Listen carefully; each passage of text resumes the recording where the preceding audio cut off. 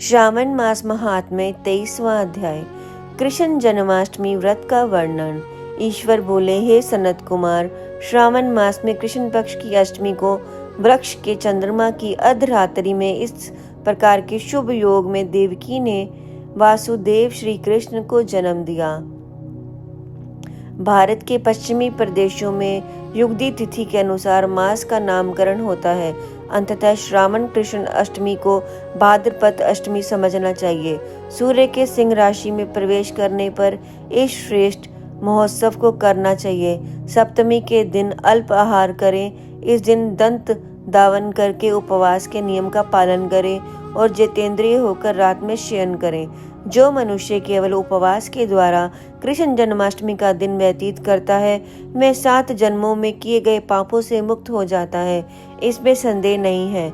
पापों से मुक्त होकर गुणों के साथ जो वास होता है, उसी को सभी भोगों से रहित उपवास जानना चाहिए।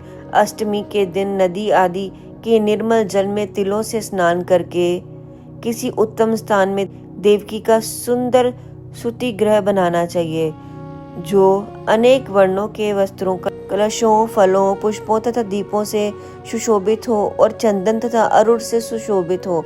उसमें हरिवंश पुराण के अनुसार गोकुल लीला की रचना करें और उसे बाजों की ध्वनियों तथा नित्य गीत आदि मंगलों से सदा युक्त रखें। उस ग्रह के मध्य में छठी देवी की प्रतिमा सहित स्वर्ण, चांदी, ताम्र, पीतल, मिट्टी, काष्ठ अथवा मणि की अनेक रंगों की लिखी हुई श्री कृष्ण की प्रतिमा स्थापित करें। वहां 8 शल्य वाले पलंग के ऊपर सभी शुभ लक्षणों से संपन्न प्रस्तुतावस्था वाली देवी की मूर्ति रखकर उन सबको एक मंच पर स्थापित करें और उस पर्यक में संतान पान करते हुए सुप्त बाल रूप श्री कृष्ण को भी स्थापित करें।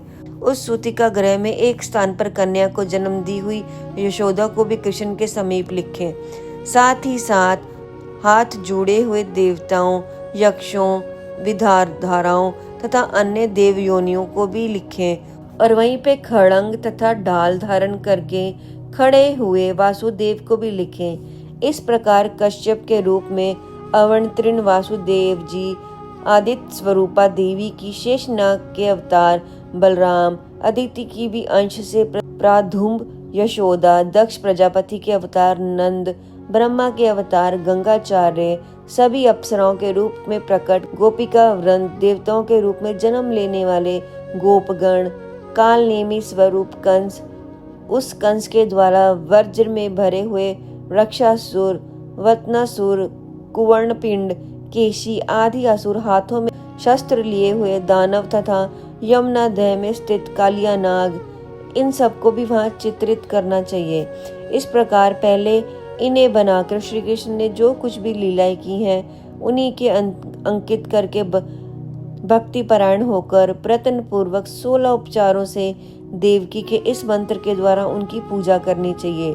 वेणु तथा वीणा की ध्वनि के द्वारा गान करते हुए प्रधान किन्नरों से निरंतर जिनकी स्तुति की जाती है, हाथों में भंगारी, दर्पण, दुर्वा, धिगी, कलश लिए हुए किन्नर जिनकी सेवा कर रहे हैं, जो श्रेया के ऊपर सुंदर आसन पर भली भांति विराजमान है और जो अत्यंत प्रसन्न मुखमंडल वाली है तथा पुत्र से शोभायमान है, वे देवताओं की माता तथा विजय सूत सुता देवी देवकी अपने पति वासुदेव सहित सुशोभित हो रही हैं।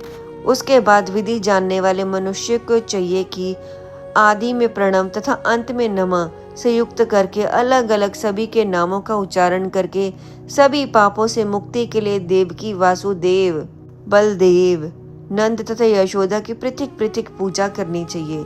उसके बाद चंद्रमा के उदय होने पर श्री हरि का स्मरण करते हुए चंद्रमा को अर्घ प्रदान करें। इस प्रकार कहना चाहिए, हे श्री सागर में प्रदुभूत, हे गोत्र में उत्पन्न आपको नमस्कार है। हे रोहिणी कांत, मेरे इस अर्घ को आप स्वीकार कीजिए। देवकी के साथ वासुदेव, नंद के साथ यशोदा, रोहिणी के साथ चंद्रमा और श्री कृष्ण के साथ बलराम की विधिवत पूजा करके मनुष्य कौन सी परम दुर्बल वस्तु को नहीं प्राप्त कर सकता। कृष्ण जन्माष्टमी का व्रत 1 करोड़ एकादशी व्रत के समान होता है। इस प्रकार से उस रात पूजन करके प्रात नवमी तिथि को भगवती का जन्म महोत्सव वैसे ही मनाना चाहिए जैसे श्री कृष्ण का हुआ था। उसके बाद भक्ति पूर्वक ब्राह्मणों को भोजन कराना चाहिए और उन्हें जो जो अभिष्ट हो गोधन आदि प्रदान करना चाहिए। उस समय यह कहना चाहिए, श्री कृष्ण मेरे ऊपर प्रसन्न हो, गो तथा ब्राह्मण का हित करने वाले आप वासुदेव को नमस्कार है। उसके बाद मौन होकर बंधु बांधवों के साथ भोजन करना चाहिए।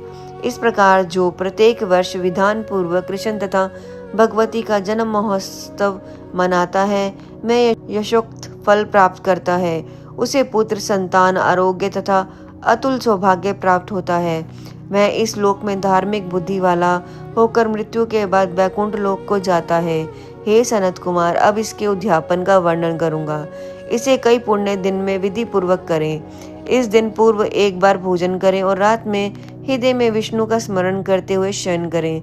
इसके बाद प्रातःकाल संध्या आदि कृत संपन्न करके ब्राह्मणों को स्वस्ति वाचन कराएं और आचार्य का वर्ण करके ऋषियों की पूजा करें। इसके बाद वित्त शरण से रहित होकर एक पल अथवा उसके आधे अथवा उसके भी आधे पल स्वर्ण की प्रतिमा बनवानी चाहिए और उसके बाद रचित मंडप में मंडल के भीतर ब्रह्मा आदि देवताओं की स्थापना करें। इसके बाद वहां तांबे अथवा मिट्टी की एक घट स्थापित करें और उसके ऊपर चांदी या बांस का एक पात्र रखें और उसमें गोविंद की प्रतिमा रखकर वस्त्र से आच्छादित करके व्यक्ति को 16 उपचारों से वैदिक तथा तांत्रिक मंत्रों के द्वारा विधिवत पूजन करें। इसके बाद शंख में पुष्प फल चंदन तथा नारियल के फल सहित शुद्ध जल लेकर पृथ्वी पर घुटने टेक कर यह कहते हुए देवकी सहित भगवान श्री कृष्ण को अर्घ प्रदान करें।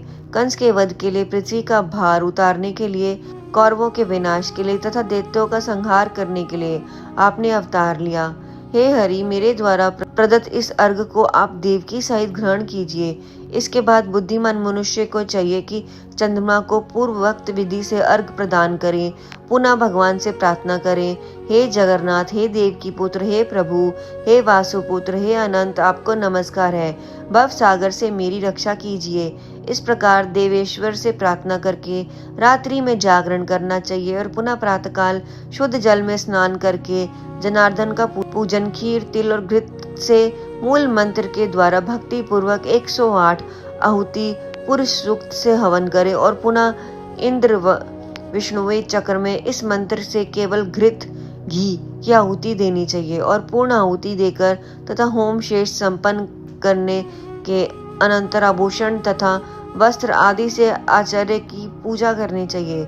उसके बाद व्रत की संपूर्णता के लिए दूध देने वाली तथा सरल स्वभाव वाली बछड़े से युक्त उत्तम लक्षणों से उत्पन्न सोने की सिंघी, चांदी के खुर, कांस्य की दोहिनी, मोती की पूंछ, ताम्र की पीठ तथा सोने के घंटे की अलंकृत की गई एक कपिला गो को वस्त्र से आच्छादित करके दक्षिणा सहित दान करना चाहिए। इस प्रकार दान से व्रत संपूर्णता को प्राप्त होता है। कपिला गो के अभाव में अन्य गो भी दी जा सकती है। इसके बाद ऋषियों को यथायुक्त दक्षिणा प्रदान करें। इसके बाद 8 ब्राह्मणों को भोजन कराएं और उन्हें भी दक्षिणा दें। पुनः सावधान होकर जल से परिपूर्ण कलश ब्राह्मणों को प्रदान करें और उनकी आज्ञा लेकर अपने बंधुओं के साथ भोजन करें। हे ब्रह्मपुत्र, इस प्रकार व्रत का उद्यापन कृत्य करने पर वह बुद्धिमान मनुष्य उसी क्षण पाप से रहित हो जाता है और पुत्र पौत्रों से युक्त तथा धन धान्य से संपन्न होकर बहुत समय तक सुखों का उपभोग कर अंत में वैकुंठ प्राप्त करता है। इसी प्रकार श्री स्कंद पुराण के अंतर्गत ईश्वर सनत कुमार संवाद में श्रावण मास महात्म्य में कृष्ण जन्माष्टमी व्रत कथन नामक 23वां अध्याय पूर्ण हुआ। ओम नमः शिवाय।